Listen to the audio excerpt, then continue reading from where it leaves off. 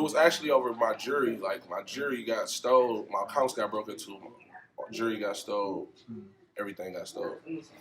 And then I actually ran into the nigga that actually did it. But he already knew I had previous problems with him, you know what I'm saying? So when I ran into the nigga that actually did it, I ran his pockets.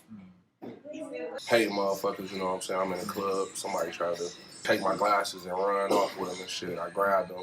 Then he turned around, shot me and shit.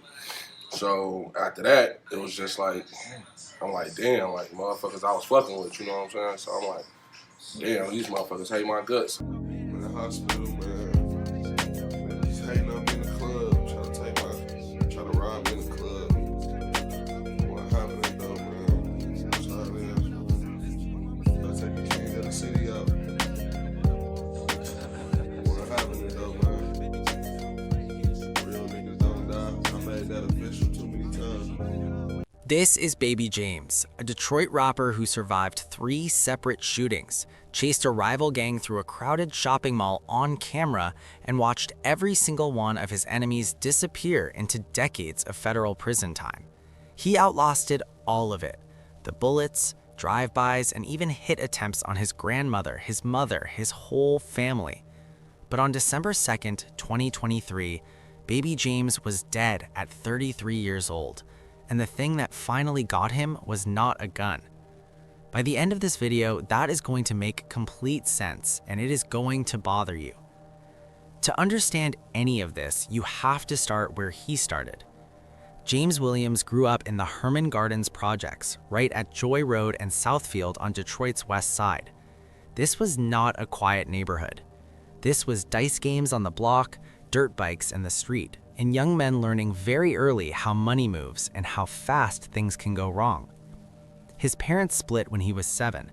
His mom did hair to keep things stable. His dad was over on 7 Mile, so James spent his weekends bouncing between both sides of the city, which meant he built relationships across Detroit that most people in his position never would have had. I come from Herman Garden projects. They redid them. They on Joy and Southfield, but I was raised in the Herman Garden projects on Joy Road and Southfield. And my old dude and my dad, my mom, they was together. They split when I was like 7. Then my dad was staying on like 7 Mile. So every weekend, or I get suspended from school, I was on 7 Mile. So that's how I'm close with my 7 Mile people, you know what I'm saying? Shout out my 7 Mile family, you know. His stepdad was in a rap group called World Players, a crew that had a song on an Ice Cube album. That connection put 9-year-old James in a real recording studio for the first time, rapping on a beat made by a producer named Helliva, who would go on to become one of Detroit's most respected names in the game. It was with Helliva. Like, ever rapping, my first beat I ever rapped on was a Helliva beat. Like, I was 9, so that was like 1999.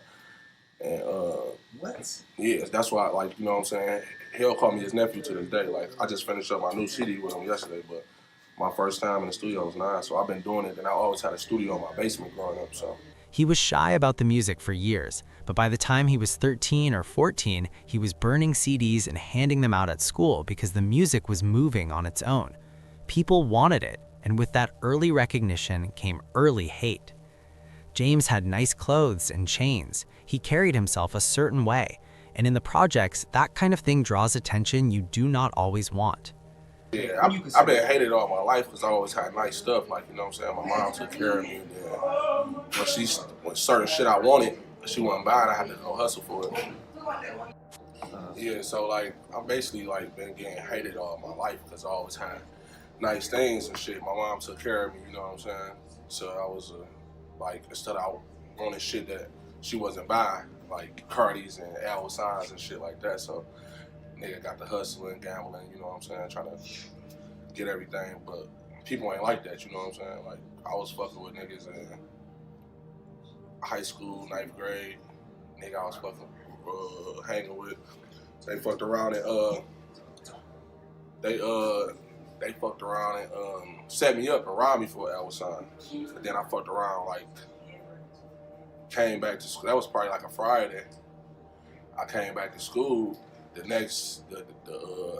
Monday with a brand new one. You feel me? And that instinct to come right back, to never let anyone see you shaken, became the whole foundation of who Baby James was as an artist and as a person on the street. By around 2007, he co-founded Streets Are Us with a small group of people he grew up with, family first, no outsiders. They dropped around 4 mixtapes together as a group, but before the music money came in, they were already making real money another way. And we used to throw parties. Like, we used to throw probably like 2 parties a week. Like, we used to have downtown, like Burst on Broadway, Club Envy, Lot 29. We used to have all that on lock. Like, you know what I'm saying? We'd go through a party and make $10,000, you know what I'm saying? Like, that's but it was just, as teenagers, we'd throw a party and make $10,000 and split it up. Like, so it was never like rap money and nothing like that. Like, people weren't really getting rap money like that. So we never really, we did it for fun and we knew how to do it. So we wasn't really looking to get money off of it because we already had everything we wanted, you know what I'm saying? But the streets kept catching up to him no matter how well things were going. He was shot for the first time at 16 during a drive-by while shooting dice on the block. He froze, then ran and caught a bullet. He wasn't even the intended target, or at least that's what he told himself. Then at 19, he was ambushed, hit 3 times in his side and grazed across his head. He survived both and kept moving. The 3rd time came at 22 inside a club. Someone spotted his white frame sunglasses, the kind that cost around $2,500 if you want them with no gray in the lenses, and decided to take them. Shit, well, hey motherfuckers, you know what I'm saying? I'm in a club, somebody tried to take my glasses and run off with them and shit. I grabbed them, then he turned around, shot me and shit. So after that, it was just like, I'm like, damn, like motherfuckers I was fucking with, you know what I'm saying? So I'm like, damn, these motherfuckers hate my guts. I'm talking to my nigga Freaky, he like, man, these niggas hate your guts. Like, I'm like, fuck it. I went to Lil Ron. I actually already had the beats. Like, he sent me some beats and shit. So I actually like went through them, and then that one caught my ear. The surgeon who treated him told him straight up he would not see 25. Instead of sitting still, James called a cameraman from his hospital bed, IVs in his arm, and recorded a video right there. He had already been working on the song with producer Lil Ron, and Helava engineered it. The controversy around the shooting was already spreading on Twitter, so rather than wait for the video to be finished, he dropped the audio first just to shut the noise down. Man, shout out to my nigga Chris Hayes, C Jack, Mr. Kid. My grandma, she been taking care of me. Bro, my grandma in the hospital, man. They just hating on me in the club, try to rob me in the club. I wasn't having it though, man.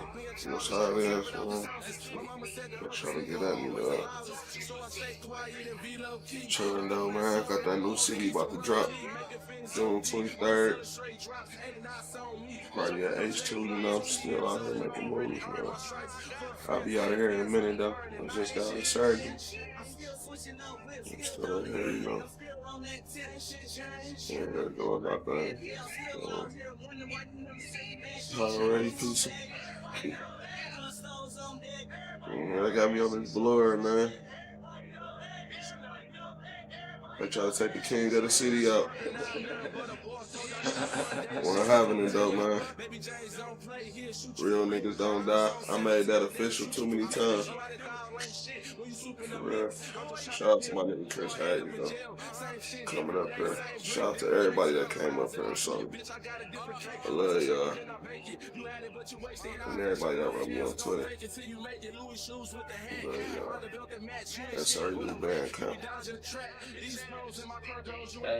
And this boy with my personal massager, man. Thanks to my grandma. Got me my massager. Shout out to my mama too, man. I was in the club with my mama, dog. I ain't got no respect. They trying to do me in front of my mama, man. He made it out though. He good, man. Had it regardless. Hey, y'all be looking out. Bandcamp 2 is on the way. He gonna get well soon. We ain't worried about that. Y'all just be looking out for that next album. Bandcamp 2 is on the way. H2, June 23rd. Make sure you there. Make sure you there. June 23rd. We at H2. See some bitch niggas y'all can say what the fuck y'all gonna do. Twitter was going crazy. Everybody was going crazy, man. So I'm like, fuck it, call the cameraman. It's like, you know what I'm saying? I wasn't even thinking about nothing, how everything was gonna go. I called the cameraman.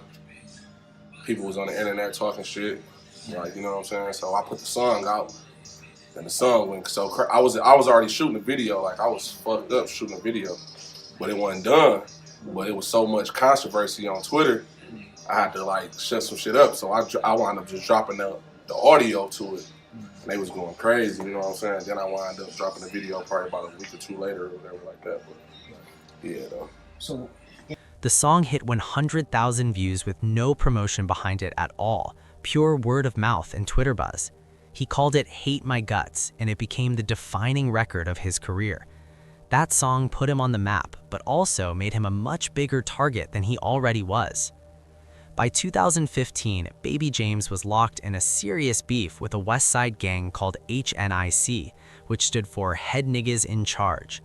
The group blended rap with drug trafficking, heroin and opioids moving through the West Side, plus robberies and targeted violence against anyone who threatened their reputation.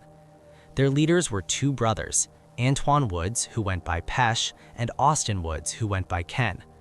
Pesh had been making diss tracks and positioning himself as a rapper on the rise. The problem was that he was using Baby James as a stepping stone to get there. I actually don't even know the guy. Like, you feel me? Like, I don't even know the nigga for real. He like I say, when we was in a group, like I know HNIC people. I grew up with them. I used to hang with them. But like, it was like kid shit. Like, that shit been squashed. So like, we used to do diss songs on them. They ain't never rapped and shit. They never did shit back. So like, 7 years later, he pop out a rapper claiming HNIC. He taking shots at us because we on the rise at this time. We the hottest niggas in the city. Feel me? So he making diss songs. He making diss songs and shit to get himself known. You know what I'm saying? So, but underneath the rap beef was a real street grievance. Baby James's house had been broken into, his jewelry was stolen, and he eventually ran into the person he believed was responsible, took his money, and moved on.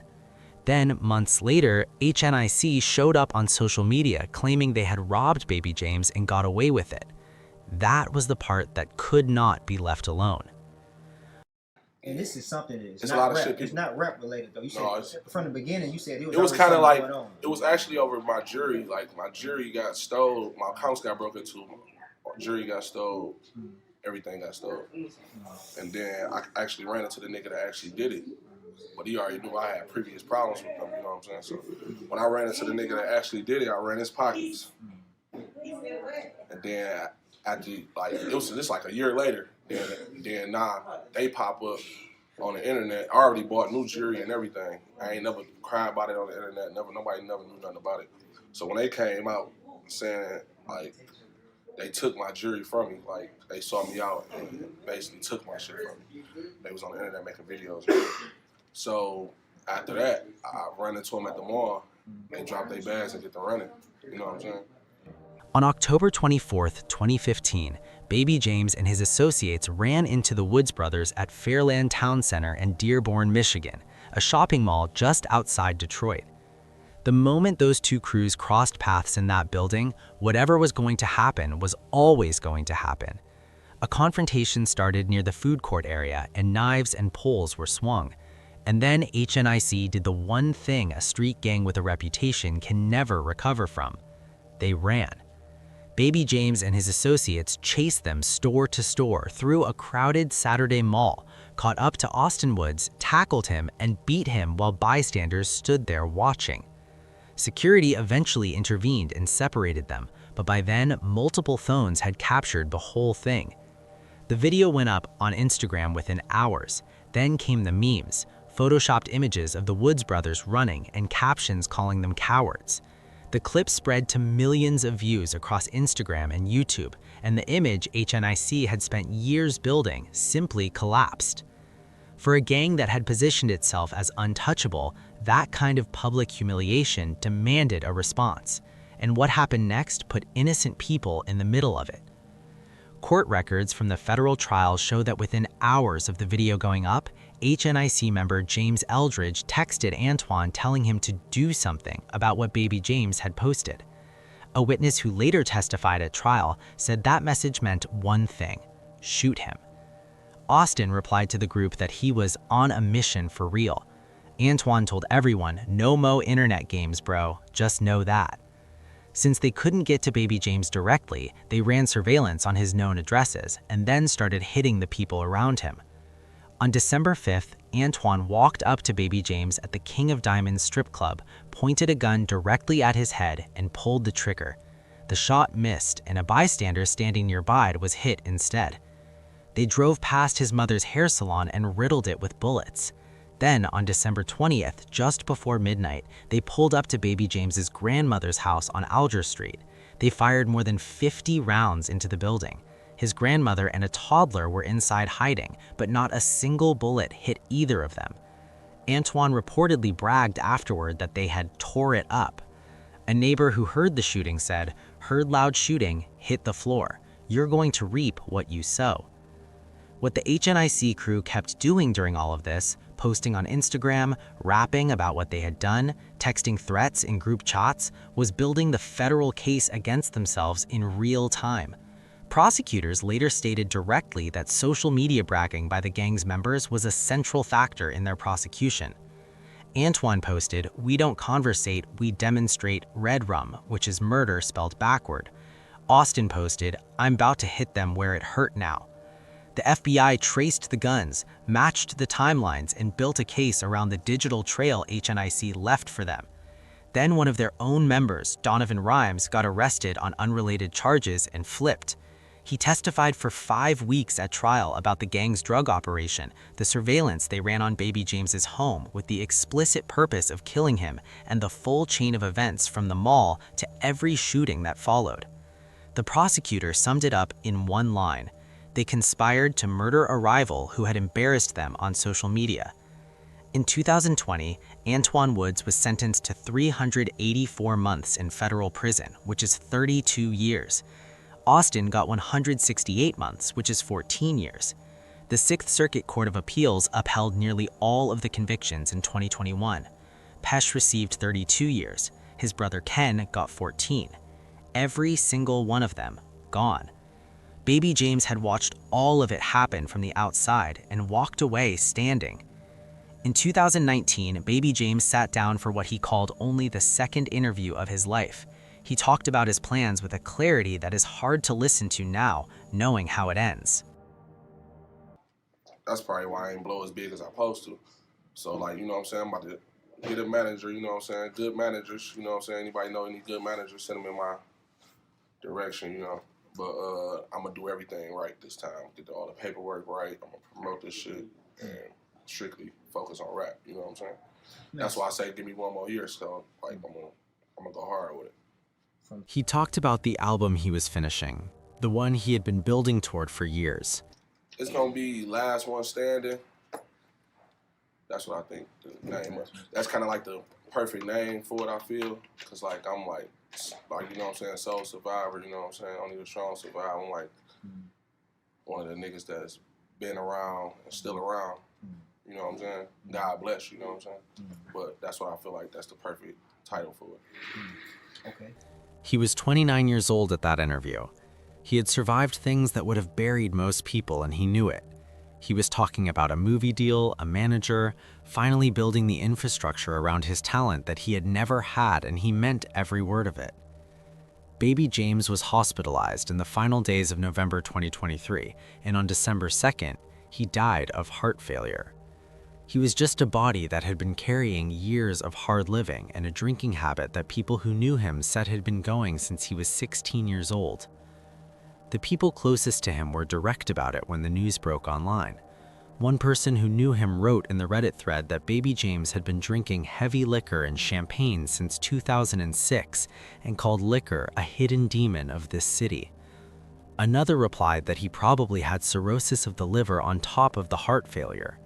Someone else read the thread and wrote that it made them look at their own Hennessy habit differently. That detail is worth sitting with. Long-term heavy drinking does not announce itself. It works quietly, breaking down the liver over years until the damage starts affecting other organs, including the heart. By the time the symptoms become undeniable, the damage is often already done. Baby James had been hospitalized for several days before he passed, according to the person who first shared the news on Reddit. His peers were shocked, but they were not entirely surprised. The lifestyle had been visible for anyone paying attention. He was not the first Detroit rapper this dynamic had swallowed, and the comparison that comes to mind is impossible to ignore. Blade Icewood, born Darnell Quincy Lindsay, came up on Detroit's west side about a decade before Baby James was making his name.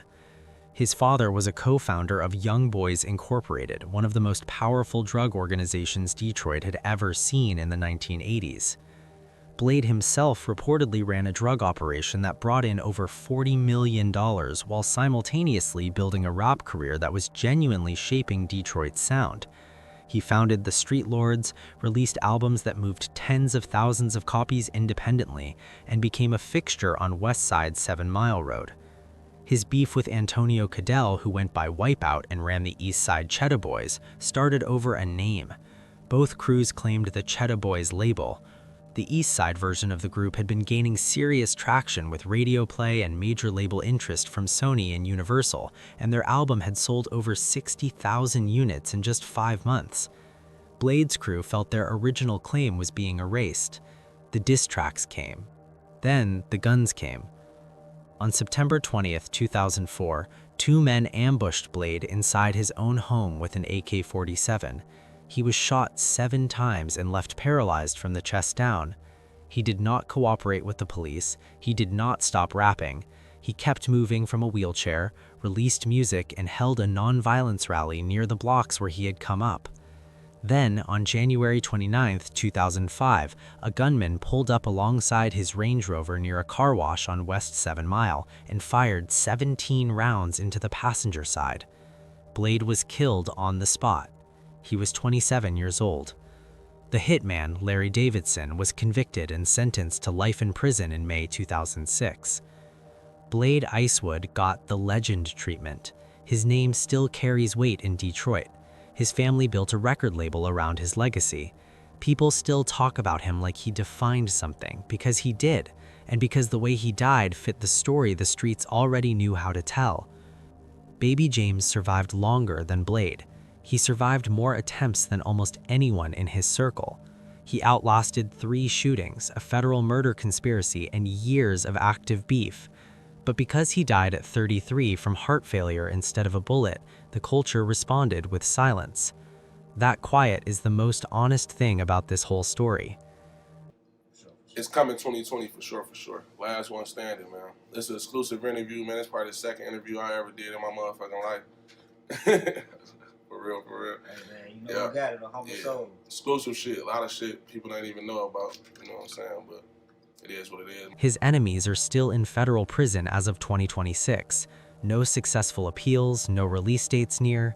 Hate My Guts still streams. His name still gets spoken on Joy Road, but he is gone at 33, which tells you everything you need to know about what actually kills people in this life. Most of the time, it is not the thing you can see coming. He called the album Last One Standing. Turned out, he was not. What do you think about this case? Let me know in the comments section. Click on one of the cards on your screen to see more videos like this. See you in the next one.